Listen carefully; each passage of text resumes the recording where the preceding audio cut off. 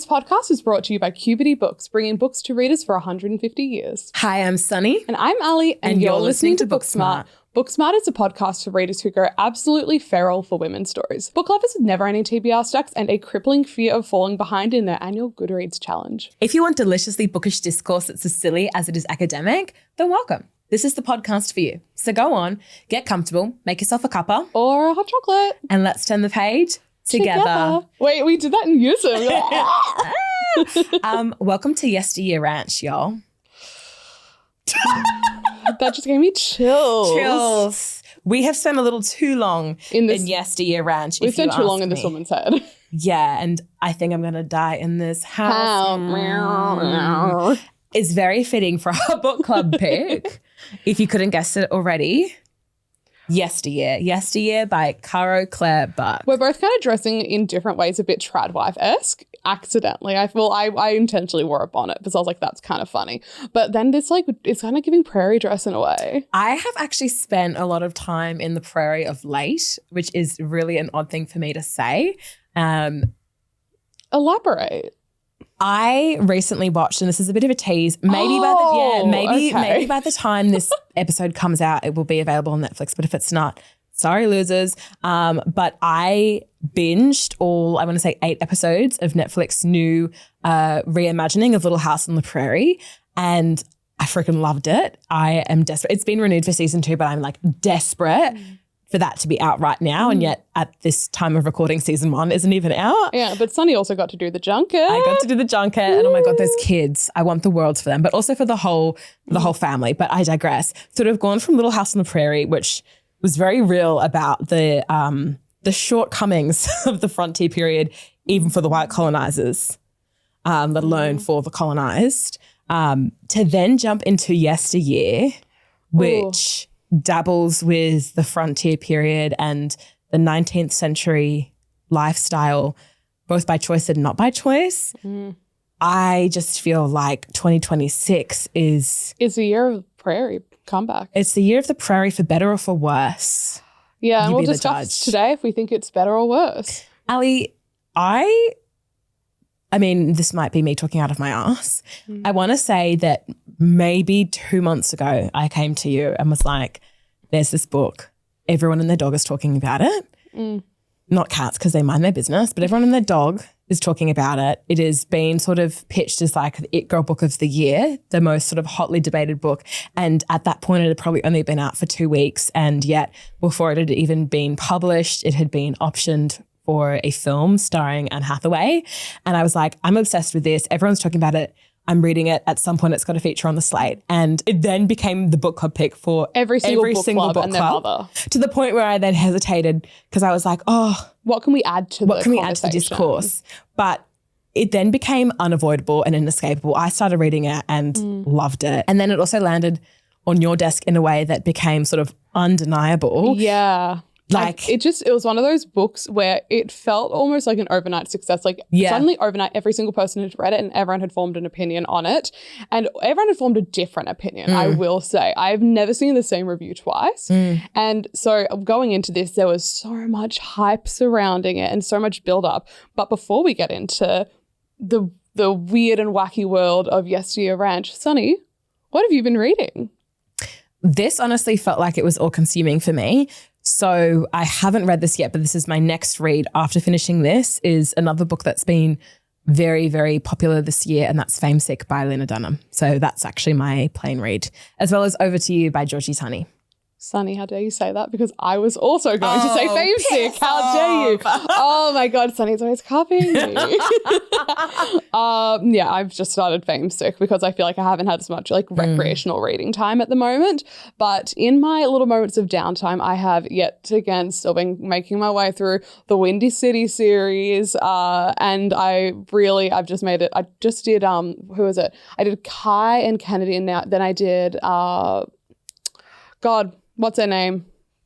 What's their names? I wish I could come in the and arranged help you, marriage ones. The arranged marriage ones. I just read that one, not arranged. I was like, not arranged. Like, isn't this not arranged. romance? Yeah, sorry, not arranged. Sorry. No, I did, and then I did the marriage one, the marriage of convenience, like weird fake dating one, which was really arranged good. romance is marriage of convenience. It is. It's a modern day marriage of convenience, but they were drunk in Vegas and were like, I see. but it was like, Vegas stays in Vegas. Yeah, but then not if you're a famous ball player.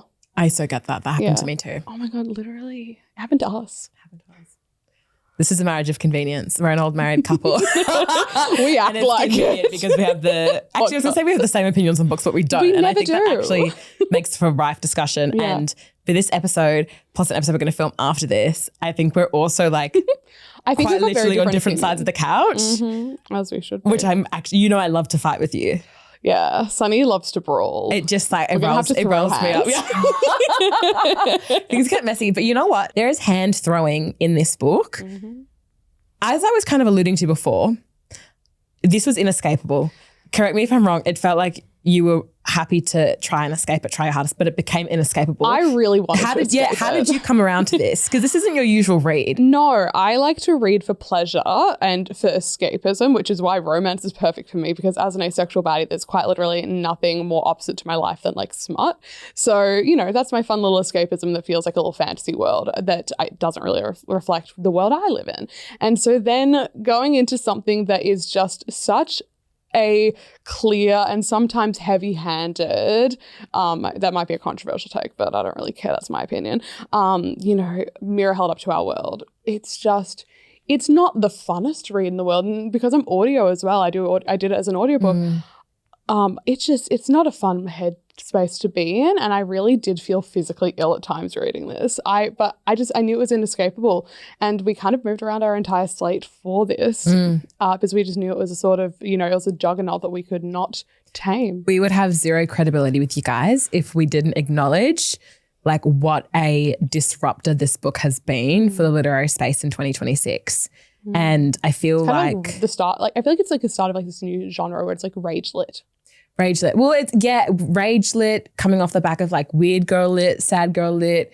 I personally actually haven't, and we'll get into this more, but I haven't dabbled in a book where the protagonist was like so unambiguously villainous and for some people unlikable in a really long time, or maybe ever actually, and yet is sort of given the benefit of like our time and attention and empathy despite her actions. Did you feel like you had like she like not empathy, but I think because that's a controversial opinion, I think, to have empathy for her. Sorry, not empathy. I think it's more the fact that like she is the entire voice of this novel.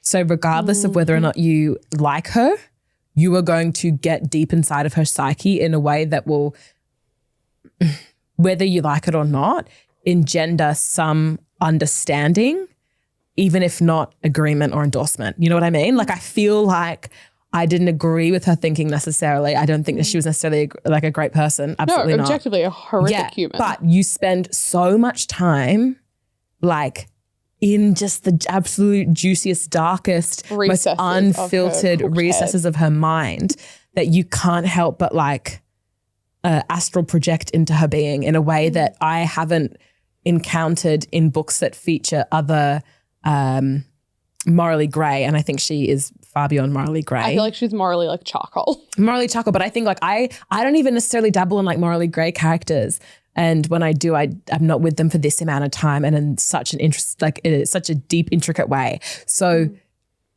yeah, I'm jumping ahead, but like this is, you really are in her head. Like I imagine, I don't really revere American Psycho in the way that a lot of people do.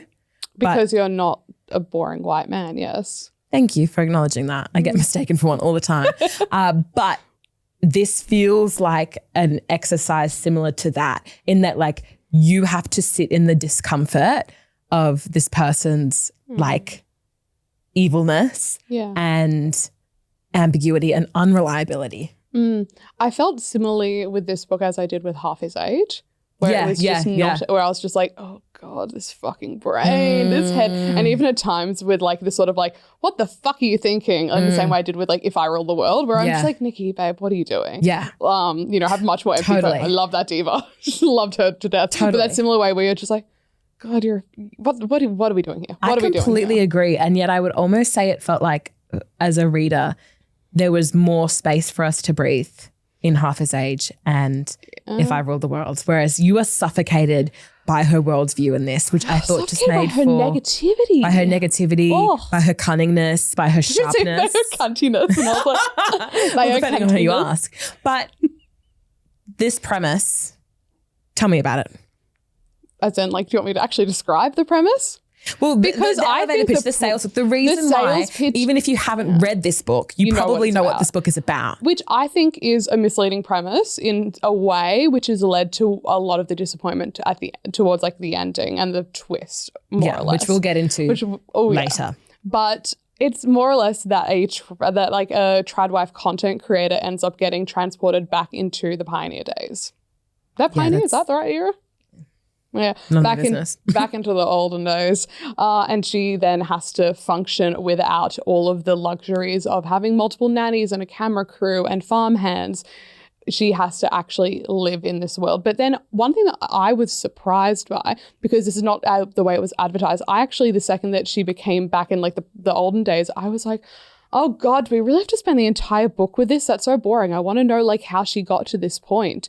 And then it actually does do the flashing dual timelines, catching up to where the book started in the sort of like prologue, which is not something that was advertised. It wasn't really shown to be like a dual POV thing. That's not how I understood it going in, which really shocked me and was so much more enjoyable. It was like, it's kind of those sections. I think with the exception of the end, the execution of the timeline works really well, but it's really confusing when you first start it because it's split into the past and the present, but the present is technically from a chronological perspective, the past. It's the past while also dipping back into the past of the genuine present, i.e. her like coming of age and that's just the past and the present of the past. Like it's Noah Centineo at the awards ceremony. No, but like if you've read this, you get what I mean. Because like, really early on we get into part 2, the present, which is the longest section of the book. You can't see that and that's okay. But once we get there, she's in like Frontierland, but then we're also switching back to her college days, her days in her early marriage with Caleb. And I'm so glad that we did that because I don't think it would have stuck the landing if we had spent the entirety of that section in her head. In Yesteryear. Which is what I was scared about. I did not want it to be all Yesteryear. So then when they actually went back and forth with this dual timeline, I was thrilled because I remember I was like out vintage shopping when I started listening to it and I was just like, oh God, am I really gonna have to be stuck here? Like I felt like her. I felt the dread that she feels. Don't make me be here for the 14 hours. Don't take me with you. I know, that was only 14 hours of my life. That was months of hers. We are really taken on this journey with Natalie. Oh yeah. My relationship to Natalie is very much before twist and after twist. This is going to be really controversial because as I've sort of hinted at, she is like unambiguously a bad person.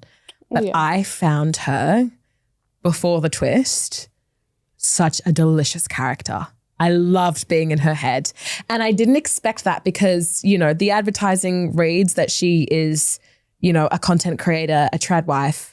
And no disrespect to those communities.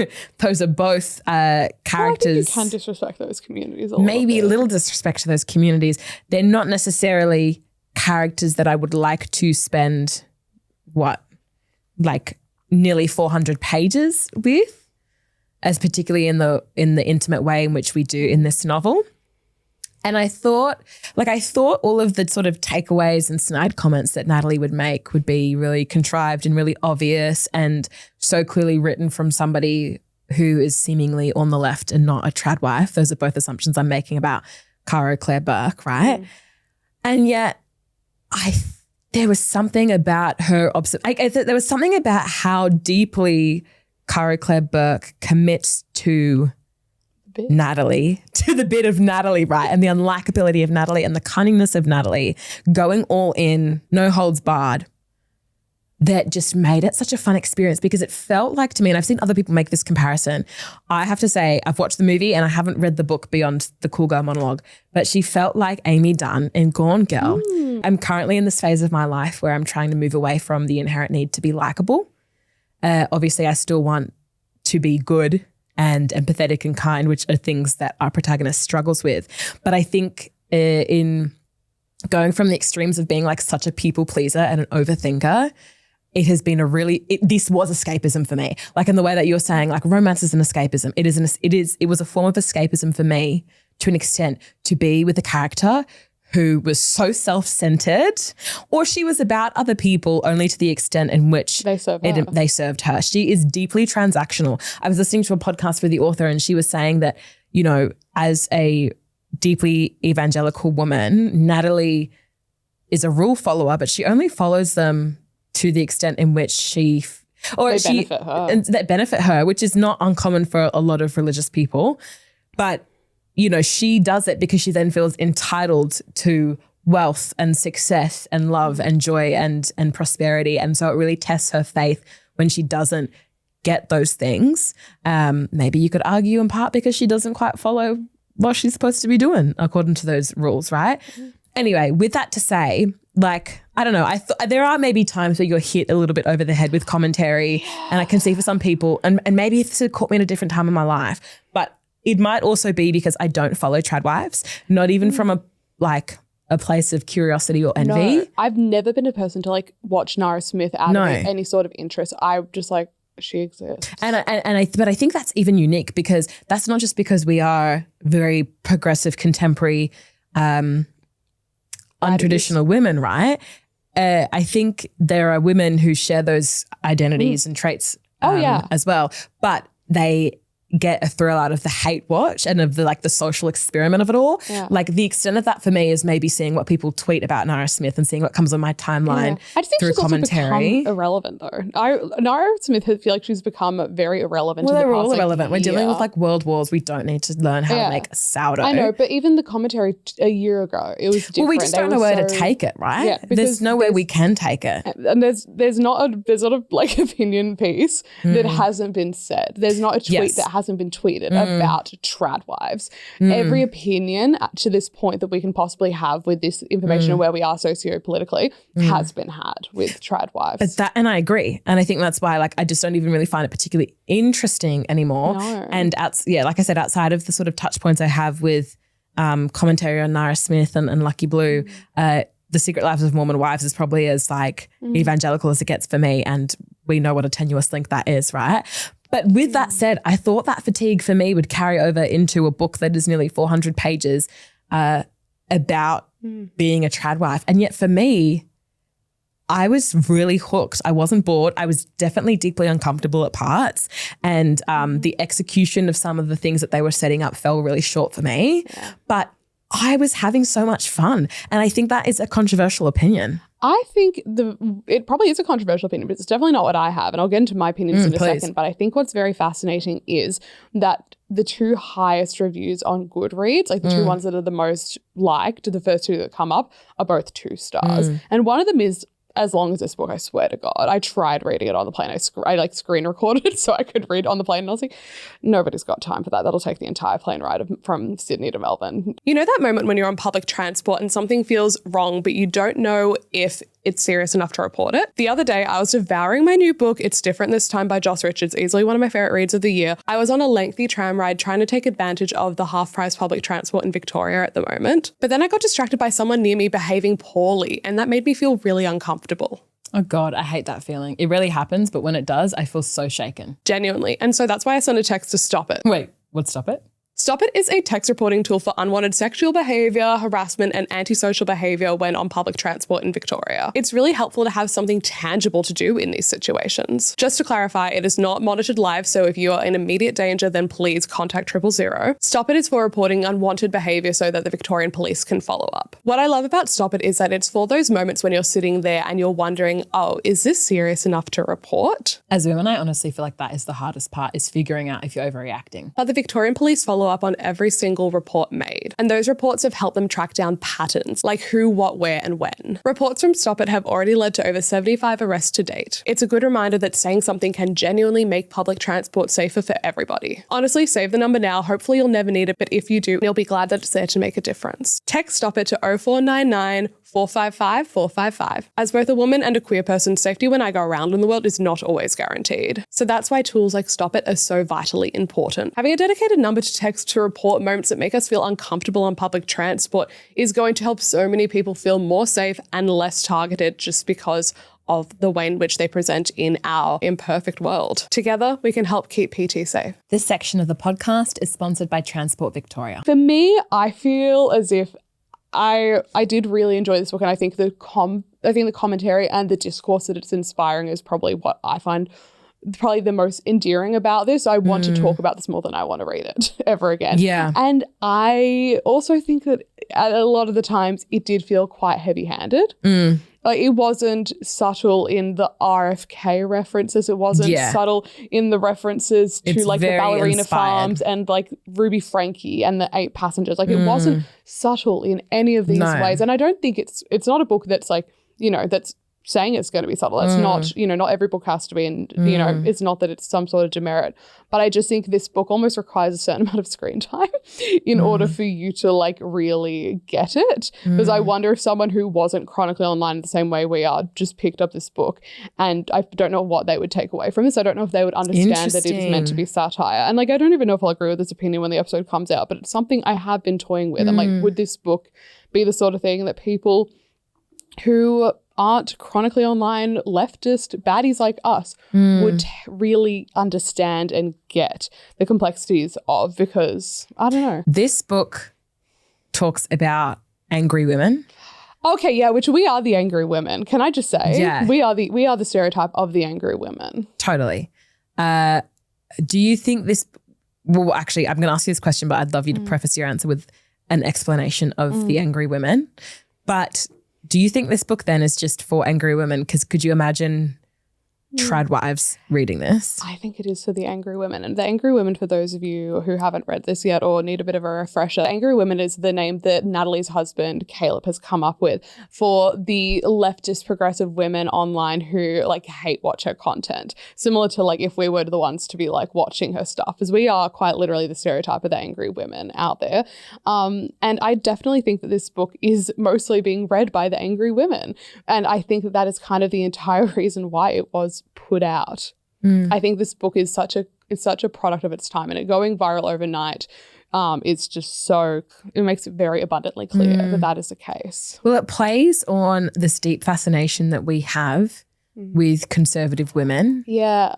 And social media and, you know, the pretense of being online. And as someone who is like a content creator online, it's very interesting because, you know, and I'm like at such a small level than this Diva is. I have like a couple thousand followers and she has like, you know, millions. But even still, you are hyper aware of things. At work, my job as a social producer at Missing Perspectives, I always have the let's try to not get cancelled brain. So every time we do anything, I like, not that we're doing shit that's cancelable, but I have to go in my head and I'm like, okay, what is the worst thing someone could say about this thing? And I think that having to be that in tune with that negative inner voice of like what is what this part of the internet could say and this part of the internet could say, with Natalie having like that online Natalie like part of her, that is something that I could actually really relate to, because that is something that I do have in my daily life, and it is a harder thing to switch off in like everyday life if it is quite literally a job and then you work with your friends, because we do. And so I feel like I'm often in this like editorial almost mindset that is a harder thing to switch out of. One of the observations that Natalie makes about these angry women, which is really ironic because in this book it's very clear that Natalie herself is very angry. She's the angriest of all the because women. I think that is the through line of this, right, is that it is impossible to be a woman doing anything, whether it is following patriarchy or fighting against it, and to not be angry.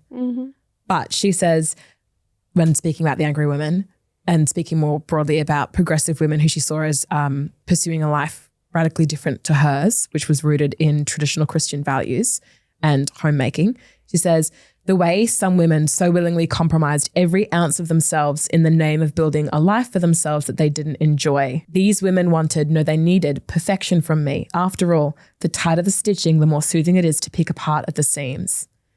I think that is so interesting because in this book, right, maybe what I'm trying to get is that maybe I think a perspective that this book offered that we don't see as angry women, right? Because we're not actually in communication with these tradwives or these Christian influencers, is the belief that potentially exists within the tradwife community that we ourselves are actually deeply unhappy and fighting against our inherent, desires and needs, and genetic function and evolutionary function, right? I thought it was interesting when, we saw Natalie from a place, honestly, of insecurity, but also of pain, pick apart the lifestyle choices of the women she meets at college, particularly her roommate, Rena. Yeah, her college. I love that they're almost shadow selves for one another, and they're consistently shadow self is a great word for that. To one another. Rima is such a good alternate reality version of her, and I like this concept of there being an opposite version of you and seeing how their life progresses, but also and intersecting, and they are truly but they're drawn to each other equally. Yeah, because one can't exist without the other. Yeah, I think their relationship is great, and I was almost at one point kiss. But I found it really interesting that she, actually, I really want to get into talking about Rima's sexual assault, actually, talking about that, because I think the through line of sexual assault in this book is something that is it too early to get into that? I know, is it too early? We're going to get into spoiler territory, so hold that thought. I will say, though, Rima, back to Rima then. It is interesting, though, because when Natalie goes to college, which is something that is explored in the quote-unquote present chapter, she's portrayed as this really smart woman, right? Yeah. She goes to Harvard, but so does her husband, where she meets at Harvard, and he's a nepo baby and he has money. Idiot. But we don't ever actually see her academic prowess on display. We do see maybe her entrepreneurial skills and her ability to dig in when she starts to build a profile for herself for Yesteryear, or when she's shadowing, her the Mills family's political campaigns. I think she's very intelligent based on the fact that even one of the students at uni say to her I'm in your class, and she's there's so many people in that class, how would you know me? And then she's you were yelling at the teacher and you're having a really aggressive debate and he hated it, and she's really, I thought he really enjoyed that. Yes. And I think that shows she is making a fuss, and she's also not aware of it. I think she's not aware of a lot of the shit that she does because she's too busy telling herself a story about what it is that she's doing, hence why she thinks she's having these inner monologues in her head where she's talking shit, but then in reality I actually think most of the time she's probably saying it out loud and just doesn't realize how tenuous of a grip she's actually got she's on such a social outcast from the very beginning, as she should which be. Is so funny because she is so craving this liberal college experience and community.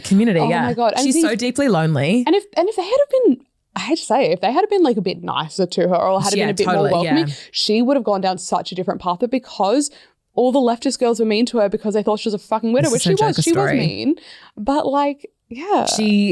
There's so many quotes in this book, and I know I'm a quote reader on this pod, and I've got one I want to read. There's so many great ones, but I think it's so fascinating. I think the college years, right, really highlight a lot of the contradictions that exist in Natalie, right? Because she, makes fun of these angry women for pursuing a life that they don't even want, whereas she is actively contradicting herself so often. She says that she's this really smart woman and she can't wait to leave her small town and live in this world full of ideas and intellectual debate. She doesn't find that. And then she describes her college experience as being waterboarded to death by modernity. And I think that is so interesting because she just has this inherent a superiority complex, and she's so inflexible with the rest of the world. People have been, in my experience, growing up as an atheist. I remember I was at my first high school this past week, and I actually remembered I honestly forgot my first high school. I just have 3 memories before that day, but I was back there for an event this past week with Mecca Empower, and I just remember I was walking down a hallway and I looked at this one classroom and it flashed back to me this teacher at that school who we didn't have a religion class from memory. This is, this is 15 plus years ago, I don't remember, but we didn't like have that class, but we were in class with one of our teachers, and she fully starts telling us all about religion and about how like we need to be saved. And then she was like getting angry at me for not believing in God, and she told me I was going to go to hell, and was then hated me from that moment on, because I feel like it was like probably marked me badly and shit like that. From my memory, she just was really horrible to me because I was like outwardly not religious at the age of like 13, 14. And so that was like that's what I remembered last week when I was at the same time as I was reading Yesteryear, which was a really funny thing to come back on. Be like, oh, I don't often come across religious people in my circles, especially not like Christian people, not like very evangelical people, Mormon. I do not come across that often in my circles and social life because I'm in a very leftist, city Which bubble. is not to say that you can't be religious and leftist. Oh, which is not to say that at all, not in any which way, but that's just not what I come across in any way. And so a lot of the experience I have had with like that sort of like, not religious people, but this very specific type of religious people is like very interesting to kind of like reflect on. But yeah, that teacher sucked. I want to hold space for your religious trauma and to also hex that teacher. Want to hold space for that. But I also think it's interesting, and maybe this is not a fully formed, like maybe I'll disagree with this, but I love that we always have to preface that. Why do we as women always have to preface it? Maybe I'll disagree with this in like a minute. Yeah, like this is a raw, like undebated thought. It's just come to me. But I do think it's interesting though. Like, yes, the Natalie at her peak that we know has amassed like 8 million Instagram followers, but she's not a missionary. She's not somebody who preaches her lifestyle to other people. Like she actually mostly keeps to herself when she's in college, but it's just the fact that she's so unapologetic in her presence. I don't know if I agree with that because when you she's think yelling about it, at the teachers. She's saying but that's an intellectual debate. Like you're allowed to bring those ideas to the table. But she's calling her roommate a whore. When she's like, provoked. Maybe I'm a Natalie apologist. That's coming out. No, but it's sorry, that was crazy. You just really apologized. Like that's crazy. No, and I don't agree with what she says, but every time she's not the traditional like, and yes, you could absolutely argue that there is something very like missionary equivalent to having an Instagram page where you sell your lifestyle to people, but people can opt in or opt out of that, right? Whereas like she's obviously rejecting and unwilling to participate in the sort of diversity of opinions and lived experiences and perspectives in college, but she's not, like for the most part, people are picking on her because of her difference and she's being set up. No, but she is also judging people, and I think but quietly, which she reserves the right to do. She's not quietly judging. When she's poked, I would say. No. She's not quietly judging because it's revealed that she's saying this shit out loud. And they're like, we hear that, and her roommate does say to her early on, she's like, we hear the stuff you think you're saying under your breath. That is one of the first things her roommate says to her when they have that fight. It is very clear from that, and then the conversation she has with Doug later on, that she has actually been saying all of that judgmental shit out loud. That is revealed at like a couple separate times throughout the book. It is like, it's not outwardly said, wait, have I been saying everything this whole time? But it's said like 3 separate times, and so she actually is saying this shit out loud. She's being outwardly judgmental. She just doesn't think she is because she just has no grip on her tongue and reality. Or at least that's my interpretation. Yeah, no, that's fair. Yeah. That's a lot to think about. Wow, look at that. That's a lot to think about. Look at our differences, guys. Yeah, We're getting to brawl on the I might be yielding. She might stop. She might actually have to return her Natalie card. It's just more that she was deeply unlikable. And again, this is BT. This is before Twist because my opinion of her completely changed after that, right? But I think there are ways we could have actually made her a lot more insufferable, and she wasn't. She was insufferable, but she could have been a lot worse. And I think I think the author really had to like toe the line between making her obviously somebody that we don't like and don't agree with, right? But we needed to have enough room to breathe and enough sort of like, what's the word? Like not lapse in judgment, but enough suspension of disbelief. Enough disbelief that we could spend such a long journey with her. Yeah. We had to have, like, there were some decisions, like, I don't know, her decisions and her opinions were incredibly extreme, but a lot of them were grounded in very real concerns and opinions that all of us as women have internalized or are facing. And so I think that's interesting because she's kind of like this deeply exaggerated villainous version of a woman that I think exists in a lot of us. That's controversial. But like, I think, you know, her disappointment at having, like, for example, like, obviously she comes at it in a much more callous and cruel way. And as we've seen, like, she has zero empathy when it comes to her sister because she wants people to suffer in the same way that she has suffered. But like, you know, I think a lot of women could probably relate, unfortunately, and I do not manifest this for me or for any of you. But she said, like, the moment she realized that her husband was, and I quote, an actual honest to God idiot. You know what I mean? Like, there are moments in her life. Sorry, this is what I mean to say, is that her struggles with power. I love you so desperately trying to find a way to defend I don't understand her. why I feel this way about Natalie, because she's objectively horrifying. And again, E.T. But I found it really intriguing the multiple times that, you know, she's somebody who holds so strongly onto whatever control she has over her life, despite ultimately thinking she's relinquished all control to God. And she plans her life out to a T. And according to her beliefs, right, she makes multiple perfect decisions. And whenever they blow up in her face and she's at risk of losing this perfect life she feels she's owed, seeing her wrestle with that power and try and save this probably harmful and counterproductive version of life she's chasing. Absolutely right. But the way she wrestles with that and snaps into gear and will not let herself be victimized by life, despite the fact that she victimizes others and can be victim to certain things herself. I found that interesting. The way that she is like unrelentingly pursuing this life she feels she's owed. I don't know. That was fascinating. And I think that's an extreme manifestation of a power struggle that probably a lot of women face in the lives they live, where their choices can be limited. I will say there's one moment in the book that really made me empathize with her, and I actually think people are not going to agree with me on this. So it's now my time to have the controversial opinion. Please. When her roommate had sex in the room while she was there and she felt sexually violated, I understood that on such a deep level. I maybe actually remember, I feel like I'm just airing out everyone's dirty laundry of like loose things. I remember when I was in school and there was like a sleepover of like 9 of us for a friend's birthday in year 9, 2 people like who were like sharing, I think, like a bed or something with with all of us. So like a bunch of mattresses on the floor. It just started hooking up in front of everyone. No, you can't do that shit around me. 15-year-olds, and I was just, and I remember everyone was like, everyone didn't know what to do. And so I was actually the one to break the silence. And I said, please don't fucking tell me you two are hooking up right now. And then they just started laughing. And then a bunch of us just went upstairs and literally let them have the entire living room and went upstairs to the girl's bedroom and then just like sat on her bed and like tried to sleep across her room, like in different spots. And it was it was a really boiling hot room. I just remember being really uncomfortable. We made ourselves more uncomfortable to feeling like that violation.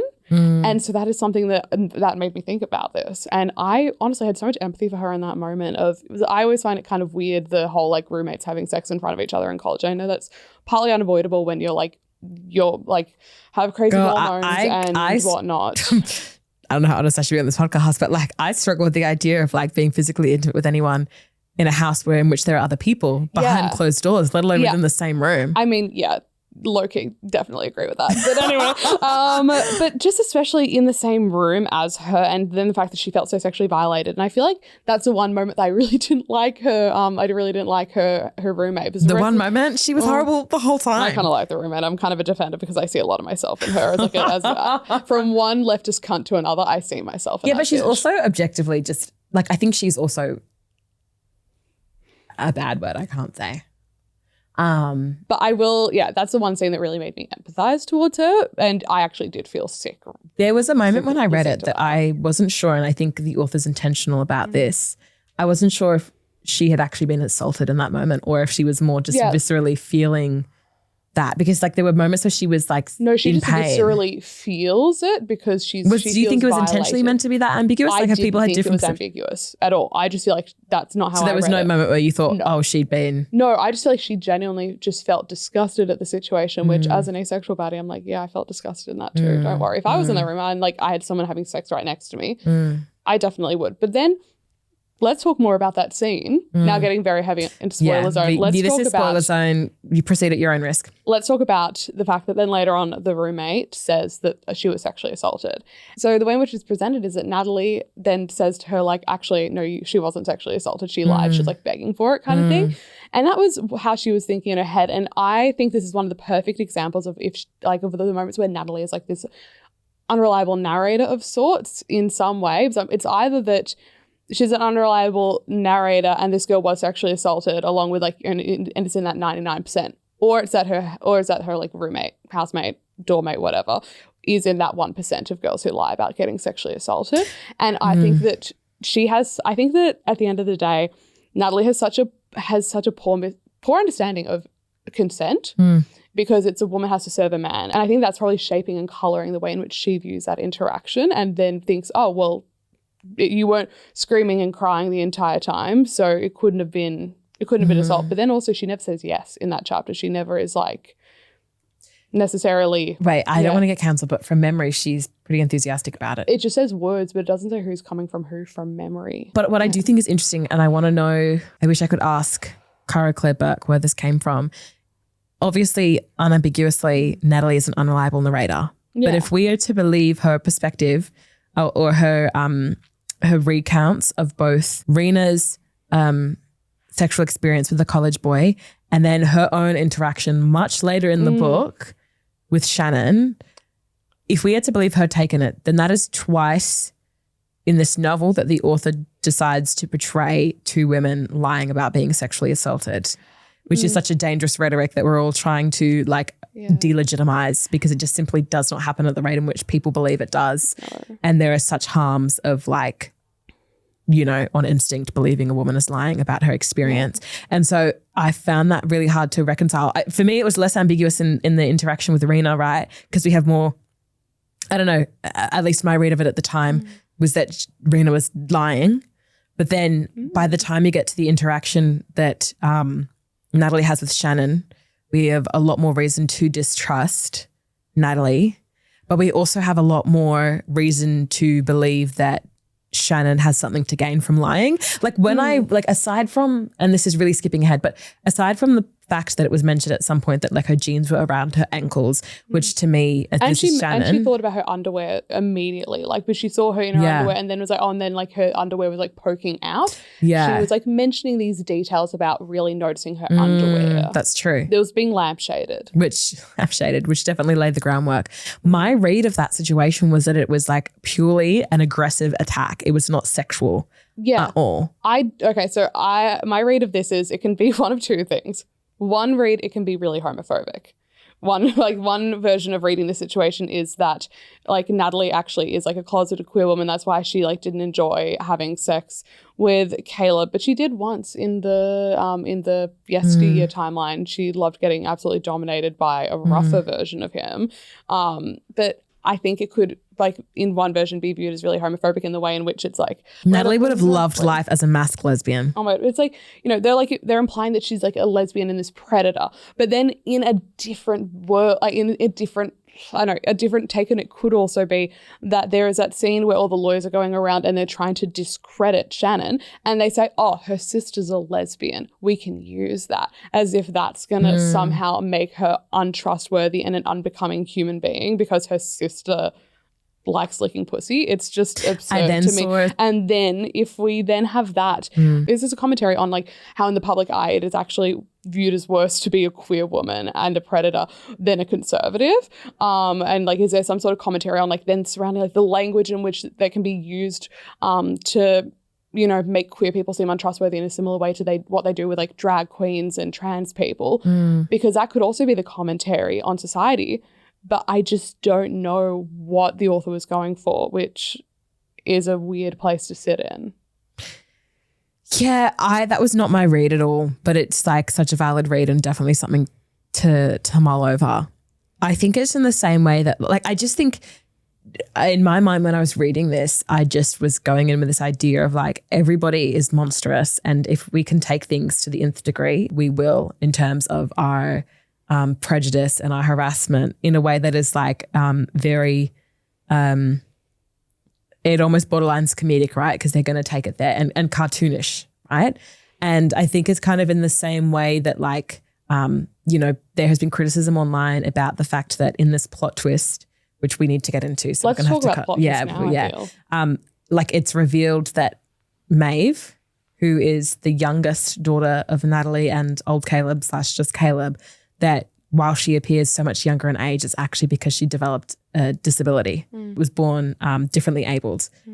And there's been some criticisms about the potential harms of that. But I don't take anything in this book as an endorsement. I think it is all cartoonish and wicked and silly and exaggerated. And like hitting you over the head with hitting you over the head with it. And so I took that to be the same with, you know, its discussions of queerness, of disability, divorce, like it's like if ever there is a way, manosphere. That was actually one thing that I was like, okay, now you're being too on the nose. When she sees the cabin, it's literally called manosphere. I pissed myself with that. It felt like don't worry, darling energy. 100% cue Harry Styles looking the worst he's ever been. I feel like a lot of this premise, a lot of the promise of this book even is rooted in this assumption that we're going to see a tradwife get what she deserves. Not my words and not something I believe. I don't believe that tradwives should be punished, right? But that's how I think it was kind of marketed. It's marketed as like a revenge fantasy from the perspective of angry women to traditional women who they feel are threatening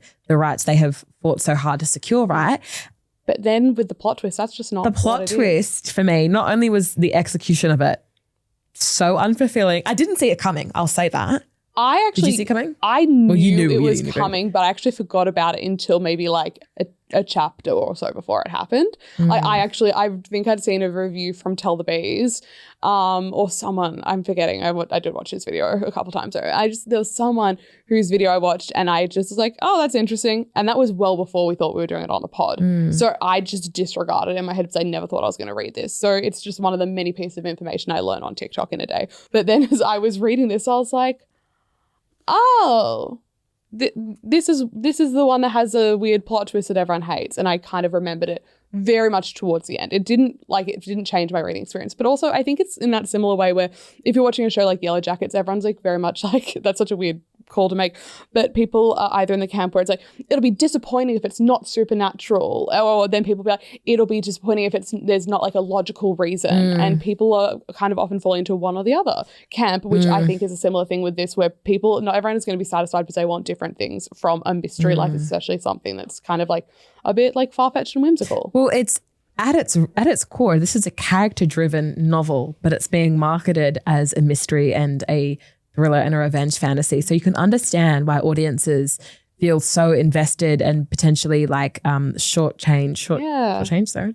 I like you asking me so many times. I've lost my mind today. Yeah, or feeling a bit like they've like they haven't gotten what they were promised. Totally. But you know what? Yeah. That's actually the whole sentiment of the book, is that regardless of where you sit in the spectrum of contemporary or traditional femininity, you feel like you have not gotten what you've been promised. There are unfulfilled fantasies of being a woman, because no matter what choice you make, patriarchy is inescapable, right? So in a weird way, and I don't think it's intentional, I feel like that is almost what happens to us as a reader. Because how could we expect Caro Claire Burke to deliver a final word on being a tradwife when this is still something we're very much navigating?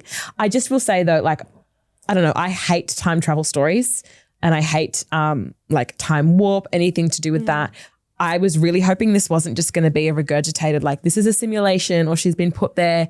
Or a reality show, Don't worry, darling. So like it was kind of hard because she set the stakes so high that it was probably going to be impossible for me to be happy with it. There were certainly ways she could have directed this that would have made me more unhappy, but I wasn't happy with this because it seemed far-fetched, and it also just takes away the fundamental sort of selling point of this novel, of this being a situation she did not choose. She chose to do this. She inconvenienced herself, which also is at odds with everything we have learned over the first like 300 pages about this character. She will not inconvenience herself if not for the greater good of her goal. And ultimately, this plan to like strip back her life, particularly because she's not even like selling it online, is not for the greater good. No. In her plan, you know what I mean? Like it would make more sense if she chose to live how she does in Pioneer World and was putting it on Instagram to be like, hey guys, see, I'm actually doing it now without, an audience. But the fact that she is choosing to suffer, understandably we're sold that it's like it's the result of like, a mental breakdown. It just didn't feel in character to me. It didn't make sense. And it also just like, I don't know, it also was like to me, why would anyone in her family possibly indulge her? And I understand there was like limitations on Clementine's behalf of like getting to the kids, but it was so far-fetched to me. It just, honestly, it felt like such a stupid ending. It was so stupid. But it also felt fitting to me. I think the book, okay, now I feel like we're going into ratings now. For me, honestly, it was probably like a 3-star book. I think there were really great concepts in it, but I feel like it just felt half-baked, a lot of it, and it felt heavy-handed. It's like, it feels like the perfect kind of book to be put in that sort of, it's a very specific like niche of internet reader. Like I'm trying to think like almost like My Year of Rest and Relaxation. Like the people who read that sort of will probably read this. It feels like that exact type of like girl will read this stuff. They're like, didn't everyone call it like femcells? Like this does feel like it's like in that sort of universe, this book. But it's not the sort of thing that I will reread. I think that, however... Would you recommend it to people? I think I would recommend it so they can have interesting conversations. I think the best part, as I said earlier in this episode, I think the best thing that this book is doing is driving really interesting discourse. Which isn't that the point of reading? Isn't that symptomatic of it being well written or well executed? No, I don't think it was that well written. Really? I think honestly, just how heavy-handed it is just really took me out of it so often. And I just was like, come on. Like I think I was rolling my eyes and a bit like cynical towards it. But also it's probably because I just was not enjoying the reading experience. So I was just like, cool. I think it's one of those books where being somebody who reads it or has read it and can contribute to the discourse, as you said, means more than the book itself potentially for some people. It's like it's a status signifier. It is a status symbol reading this and having an opinion. Like it obviously helps that Australians have a gorgeous cover. Yeah, thank God. We finally won the cover because the American cover is so ugly. But even today I was at the airport and in the line in the bathroom, I struck up a conversation with like a mother and daughter and like they were like, oh my God, have you read it? What's your take? And they hadn't even read it yet. But they were like, I'm about to start it. Like, what is your opinion? And we had a full big conversation and I made friends in the bathroom line today because of the discourse that this book is generating. So at the end of the day, I'm really glad it does exist, but it also feels like it's probably going to be the first in a maddeningly long line of like books. We're going to see a lot of knockoffs like this. I think it is starting a brand new like kind of genre. I don't know if that's a good or a bad thing, but hey, the film, I guess I will watch. I think the film is going to piss me off. But the film's going to be terrible. I feel it in my bones. Please let us do the junket though. Do a paid partnership. I don't know. And I've always loved you. I'll be sat for this. I will just quickly give my rating. I originally gave it no rating because I was so confuddled because it came at a really weird time in my personal life and it came off the back of me also seeing Backrooms, which similarly I was like, there was a lot of things I didn't like about this and its execution, but the experience of watching this film was so all-consuming and nauseating and panic-inducing. And I kind of feel like that with Yesteryear, where it's like there's certainly things to complain about and its execution was weak in a lot of ways, but the experience like demanded my full attention and was so gripping and so immersive. I was really in it with Natalie. I was in it with Caro Claire Burke. I thought it was so well written. I'm sure at a different point in my life, I would have probably also found it like heavy-handed. And I agree with criticism that it is, but I didn't feel that and I enjoyed it. And I felt the protagonist was fascinating, albeit deeply flawed and problematic.